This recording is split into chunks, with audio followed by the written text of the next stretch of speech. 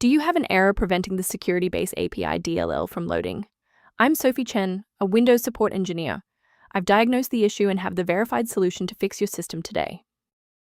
Before we begin the walkthrough for Security-Base API, check the link below for a tool to assist with library environment checks. This is the Security-Base API, a foundational security-base API Set Shim. It redirects unmanaged security-related calls, e.g., SID management, access control, to the kernel base, mandatory for the stability of all modern 64-bit software security manifests. Now that you're up to speed on the file's role, let's begin the repair process. This error suggests a failure in the underlying Windows architecture. Open command prompt with administrator privileges and execute sfc/scan now to restore core system components, including the missing Security-Base API DLL.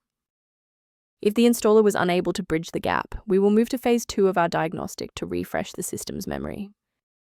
A simple restart can resolve file-in-use errors that mimic a missing Security-Base API message. It's a low-effort step that ensures your operating system starts with a clean execution stack. Don't forget to bookmark the video or give it a like before you restart. It's the fastest way to jump right back into this tutorial after the reboot. If a quick restart didn't do the trick, it's time to look deeper into the system configuration. If you need to pause the video to find your settings menu, I'll be right here. Since a standard reboot didn't restore the system manifests, we need to perform a deep repair of the Windows image. First, open command prompt as admin.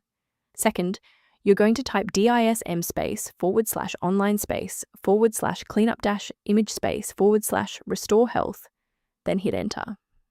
Why are we doing this? Well, this forces Windows to download a fresh master copy of the system manifests from Microsoft servers to replace corrupted source files that SFC can't fix on its own. It's worth taking a moment to discuss the safe acquisition of runtime components. Safety first.